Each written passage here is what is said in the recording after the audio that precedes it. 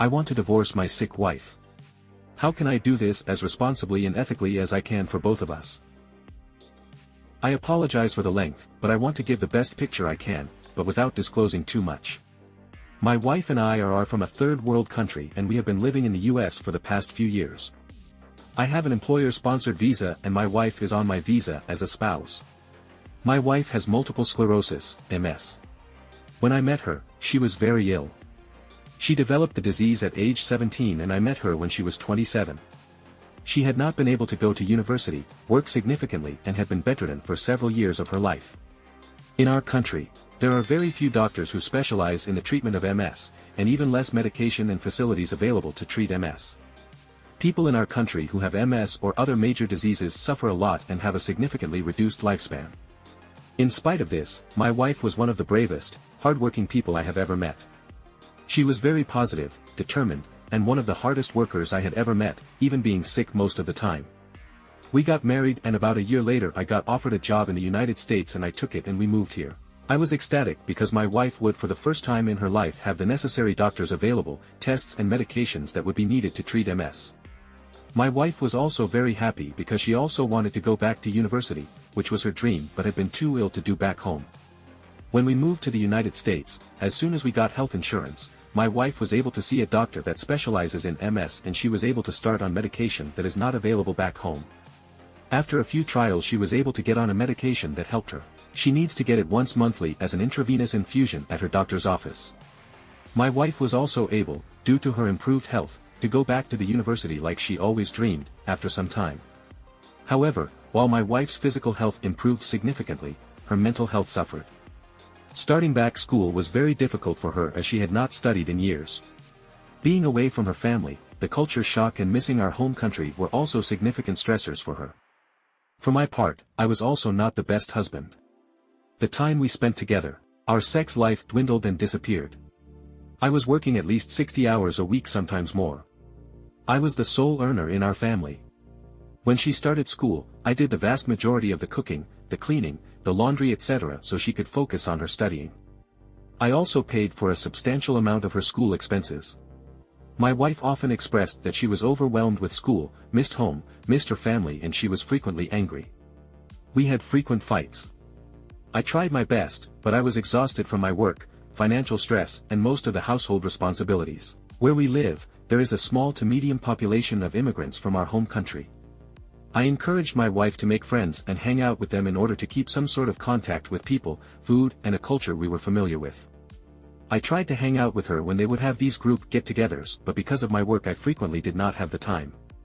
This seemed to help my wife because her mood improved and she seemed happy to have people from our home country around to talk to and relate about the difficulty of what moving to and adjusting to a new country was like. About halfway into her degree, I found out that my wife has been cheating on me. My phone was not working well and I asked to use hers, and while I was using it, the guy she was cheating on me texted her. I looked at their conversation and I saw everything. She had started cheating on me a few months after she started school. The guy she cheated on me with was someone from the immigrant community from our original home country. I immediately confronted her about this. She initially denied it, but then admitted to everything. She said that she did because our relationship had suffered, we were not having sex, and for the first time in her life, she was healthy. She told me that for most of her life she had been sick and she had been deprived of her youth and the experiences that most people would have had when they were young and had gone to college. Now that she was healthy she felt as if she had been given a second chance at life that she had missed out on. We had a huge argument that night and I told her to leave the apartment but she refused. I told her that if she refused to leave that I would leave instead and go to a hotel. She objected to this and she physically blocked the door and also physically restrained me from leaving. I was unable to leave the house. She apologized profusely to me, said she would not speak with him again and asked to go to marriage therapy. I did not want any of this. I wanted to get separated and divorced as cheating is a red line for me. However, part of me felt guilty for not being there for her and not paying enough attention to our relationship. I also did not want to divorce her, which would cause her to lose her visa and return back to our home country, which would make her sick. I reluctantly agreed to therapy and started therapy for a few weeks later. We went to therapy for a total of about 6 to 8 months. In therapy, she promised that she has stopped seeing or communicating with the guy she had the affair with. However, I was now very suspicious of her and I checked her phone again and saw that she had been lying. She had continued to communicate with him and had gone to see him at least twice even while we were in therapy. When I found this out, I was devastated. I told her I was done with her and I wanted to get divorced. My wife, however, started threatening to kill herself if I ever tried to leave her or divorce her. She also said, which is true, that if I divorce her she will have to go back to our country and she will get very sick again and divorcing her will be tantamount to causing her to suffer and die an early death back in our home country. The medication she takes are still not available in our home country and at least one of them needs to be done via an intravenous infusion monthly at the doctor's office. We have spoken to a couple immigration attorneys who have told her that unless we are married, the only way for her to get a separate visa and remain in the United States would be for an employer to offer her job and sponsor her visa. This would not be very likely because her major is not a very in-demand field, it's something like art history or liberal arts. I told her this would not be competitive, but this was her dream degree. Now I do not know what to do. She is now done with school and unemployed. The only way she can remain in the US and work is if she stays on my visa. She adamantly does not want to get divorced and wants to work on the marriage and remain together. I cannot stand being around her and do not want to continue in this marriage and would like to get divorced.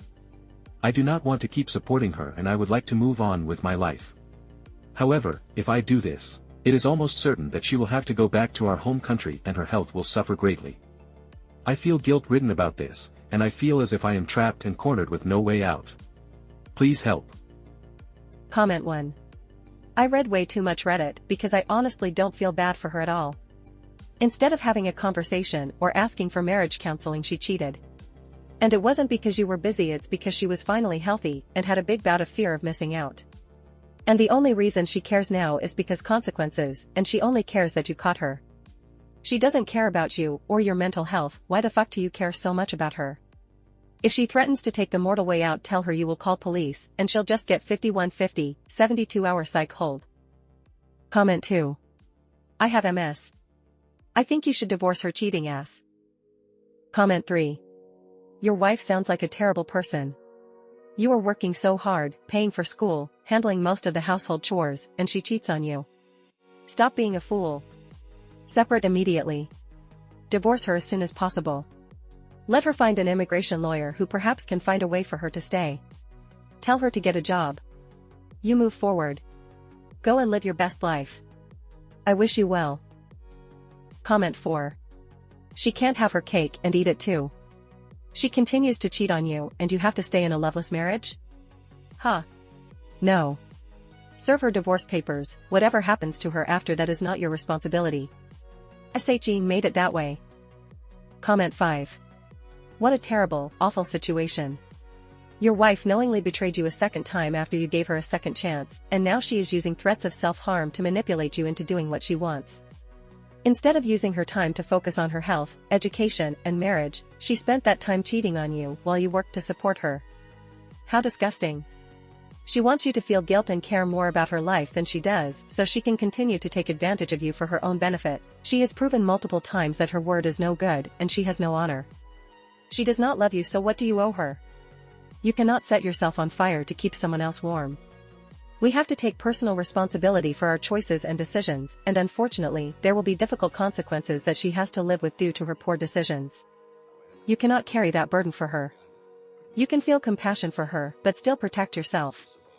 She has zero reason to change, because she trusts that your guilt will outweigh your ability to stand up for yourself. And this is it for today's story. See you soon.